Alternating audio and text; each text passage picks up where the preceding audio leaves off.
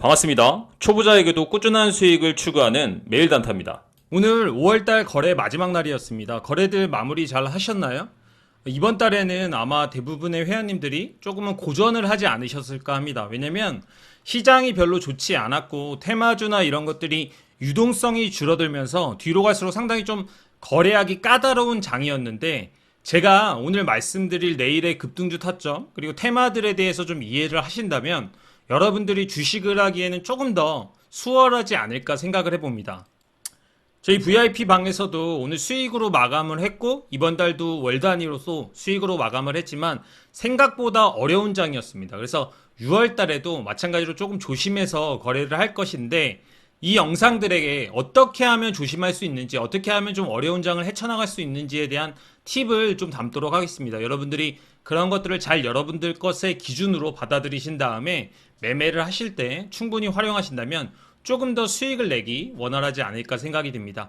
일단은 오늘 제가 보고 싶은 주식은 삼보산업과 넥스트아이라는 주식입니다. 이 두 가지 종목을 좀 분석을 해볼 건데, 상당히 재밌는 게 지금 시장에서 이준석 테마주라는 게 만들어졌습니다. 이준석이 누군가 하니 국민의힘에 지금 조금 차세대 아니면 젊은 피로 당대표에 도전하고 있는 사람이 있습니다. 그 사람과 관련된 주식으로 지금 현재 테마가 형성이 됐는데, 조금은 의외인 것은 지금까지는 당대표들이 대권주자 또는 대권에 도전한다는 의지가 있는, 정치력이 있는 사람들이 당대표에 도전을 했기 때문에 지지율이나 이런 것들에 따라서 상당히 테마주가 많이 형성되는 것들이 많았는데, 이준석 같은 경우에는 좀 다릅니다.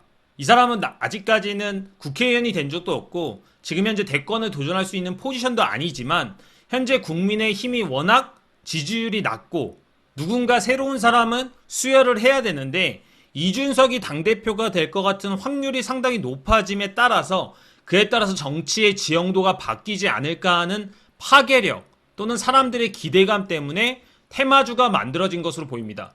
그럼 저희는 여러 가지 생각할 거 없이 일단은 테마주가 만들어졌기 때문에 이 두 가지 종목 중에서 대장주를 구별하고 내일은 충분히 거래해 볼 수 있을 만하다고 생각을 하고 있습니다. 왜?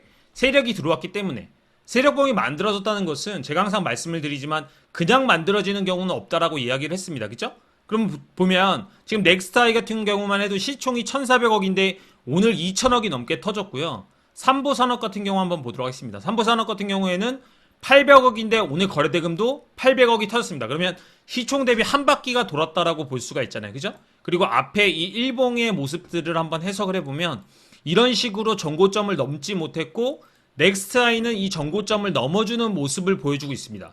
그러면 일단은 일봉상의 모습은 넥스트아이가 더 좋은데 상한가는 삼보산업이 먼저 들어갔습니다. 그러면 오늘의 움직임은 삼보산업이 대장이었는데 내일도 삼보산업의 움직임이 대장일지 내일 아침 넥스트아이가 대장을 탈환할지는 조금은 지켜봐야겠죠. 아침에 어떤 종목이 갭을 먼저 띄우느냐에 따라서 대장주가 형성이 될 수 있습니다. 저는 넥스트아이가 갭을 띄웠으면 좋겠어요. 왜냐하면 거래대금이나 종목의 끼나 일봉상의 모습이 넥스트아이가 좀 더 거래하기 심플한 형태를 가지고 있습니다.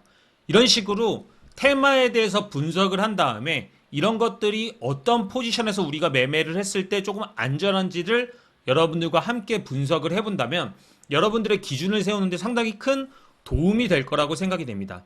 만약에 넥스트아이를 가지고 일단 내일 타점을 한번 잡아보도록 하겠습니다. 갭을 띄웠어요. 아침에 갭을 띄우고 나서 어느 정도의 갭을 띄우고 종목이 상승하려고 하겠죠. 또는 살짝 갭을 띄우거나 보합 상태로 시작을 했을 때 이 종목은 만약에 밀린다라고 한다면 이 부근대가 1차 지지정이 될 확률이 상당히 높습니다.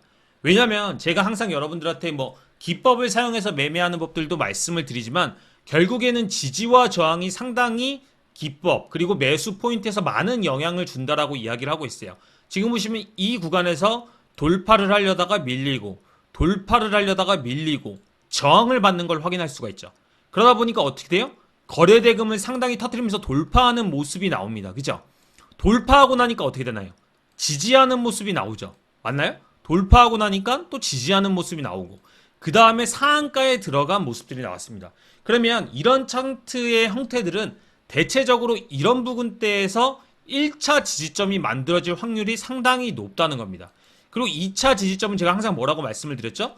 매수를 할 때 너무 촘촘하게 매수하지 말고 이 구간을 비롯해서 한 마이너스 6, 7%, 7, 8%권에서 형성을 해야 된다고 말씀을 드리고 있습니다. 그죠? 그럼 일단은 이렇게 매수 포인트를 여기서부터 한 2% 정도 잡아주시고요. 이게 한 2% 정도 되겠죠? 그리고 여기서부터 또 한 2% 정도를 잡아주신다라고 한다면 자기만의 매매 기준, 매매선, 매매 포인트, 기법을 만들 수가 있는 겁니다. 만약에 넥스트아이가 내일 대장주로 치고 나간다라고 한다면 이런 부근대에서 아마 강력한 반등, 단기적으로 수익을 낼 수 있는 반등을 한 번은 주지 않을까 생각을 합니다. 이런 식으로 여러분들이 모든 종목들 그리고 테마가 형성되는 종목들에 대해서 전략을 세우실 필요가 있다는 말씀을 드리는 거예요. 그리고 삼보산업이 오늘은 일단 대장으로 움직였는데 만약에 내일 이 종목이 밀린다라고 한다면 이 종목은 아무래도 한 2,800원 부근대 이 정도가 좀 안전할 것 같아요. 왜냐면 여기 보면 지지와 저항이 크게 없이 이런 구간에서만 살짝 삐침이 있다는 걸 볼 수 있습니다. 그죠? 그럼 여기서 1차 정도의 매수 포인트를 잡아주고 여기서 한 2% 정도 되겠죠? 제가 항상 매수를 할 때 그냥 잡지 말고 2% 정도의 존을 형성한 다음에 매수를 잡으라고 말씀을 드리고요. 그 다음에 여기서 떨어지는 구간이 마이너스 한 7, 8% 구간? 그죠? 그러면 아주 우연스럽게도 이 시가 부근, 지지와 저항이 많이 일어났던 부근에서 다시 한번 매수존을 형성하는 것을 확인할 수가 있습니다. 그죠? 여기 이게 내일 삼보산업이 대장으로 출발하느냐, 넥스트아이가 대장으로 출발하느냐에 따라서 전략이 조금은 달라질 수 있고 타점이 달라질 수 있지만 기본적으로 이렇게 매수 시나리오를 세운 다음에 매매를 하시는 것이 매우 중요하다는 얘기를 드립니다. 그렇게 이준석 관련주에 대해서 간단히 분석을 한번 해봤는데 내일 분명히 이 두 종목 중에 하나 정도는 타점을 줄 확률이 높습니다. 하지만 일봉상의 위치는 넥스트아이가 더 좋다라고 말씀을 드렸죠. 그리고 이 이준석 관련주는 실제로 대권에 도전할 확률은 없기 때문에 이와 파생돼서 무슨 생각을 해볼 필요가 있냐면 이준석이 옛날에 바른미래당인가요? 바른정당인가? 이렇게 해가지고 유승민하고 함께 정당을 꾸렸던 적이 있습니다. 그러다 보니까 당대표가 만약에 이준석이 된다고 한다면 실제로 지금 상당히 확률이 높습니다. 지지율이 50%가 넘게 나오고 있기 때문에 이준석이 당대표가 될 확률이 높은데 이준석이 당대표가 된다라고 한다면 아무래도 유승민이 조금 더 대권주자, 국민의힘에서 보수에서 야당에서 대권주자가 되는데 조금은 어드밴테이지가 있지 않을까라는 생각을 하는 사람들이 많아지면서 어떤 종목이 움직이기 시작했냐면 유승민 관련주가 움직이기 시작했습니다. 근데 아직 이 종목은 거래대금이 크게 터지지가 않았어요. 그죠? 3일기업공사가 움직이는 것 같은데 세력봉이 상당히 좀 약하게 나온 모습을 보여주고 있습니다. 그런데 이준석 주가 계속해서 상승을 해준다면 우리가 이 종목, 이 3일기업공사, 유승민 관련주도 조금은 눈여겨서 볼 필요가 있다 이 얘기를 드리는 겁니다.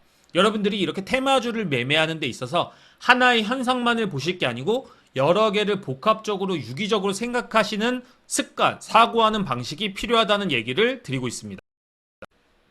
그리고 이런 사고하는 과정 중에 하나로 제가 며칠 전에도 말씀드린 적이 있는데 스펙주는 거래하지 말라고 말씀을 드렸죠. 근데 많은 분들이 야 오늘도 스펙주 엄청 올랐어 이렇게 생각하실 수가 있어요. 지금 보시면 오늘 상한가에 들어간 종목들 중에도 스펙주가 상당히 많이 있습니다. 그죠? 근데 제가 뭐라고 말씀을 드렸죠? 스펙주, 품절주, 우선주 이런 것들이 올라갈 때는 다시 한번 말씀드리지만 종목이 없기 때문에 시장에서 강력한 테마주들이 없기 때문에 이상한 쪽으로 돈이 쓸려가면서 스펙주, 우선주 그리고 뭐 품절주 이런 것들이 올라간다라고 이야기를 했습니다. 넘치는 유동성들을 주체할 수가 없기 때문에 움직이는 것들이어서 절대로 이런 종목들에서는 수익이 난다고 할지라도 또는 매력적으로 보인다라고 할지라도 여러분들이 이런 것들을 거래하시면 안 된다는 겁니다. 우리가 테마주를 거래하는 것도 결국에는 기대감 때문에 거래를 하는 건데 제가 항상 말씀드리지만 이렇게 스펙주 같은 경우에는 상당히 실체가 없습니다. 그리고 이 종목들은 언제든지 2,000원까지 떨어져도 무방한 종목들이기 때문에 상당히 조심해서 거래하실 필요가 있다는 거예요. 지금 만약에 이 공모주를 받은 사람들, 이 스펙주를 신청한 사람들이 2,000원 들고 있다가 이 종목을 40% 수익 중에 그냥 던지기만 하면 그대로 음봉으로 내려 꽂힐 수가 있습니다. 그래서 이런 현상들을 매우 조심하면서 거래를 하셨으는 바람에 다시 한번 주의를 드립니다. 지금 보시면 상당히 테마주들이 없으면서 여러분들이 거래하기 까다로운 장세가 펼쳐지고 있을 텐데요. 그럴 때일수록 손을 조심하세요, 여러분. 쓸데없는 매매에 손이 나가는 순간부터 상당히 우리의 계좌는 꼬이기 시작합니다. 여러분들이 가장 수익이 잘 날 때의 원칙을 잊지 마시고 어떤 매매를 했는지 다시 한번 되새겨 보시면서 본인이 제일 잘하는 매매 그리고 원칙에 맞는 매매를 꾸준히 하시기를 추천을 드리도록 하겠습니다. 다음에도 더 좋은 타점, 더 좋은 종목에 대한 영상들로 돌아오도록 하겠습니다. 감사합니다. 내일도 성공 투자하시고요. 지금까지 메일단타였습니다.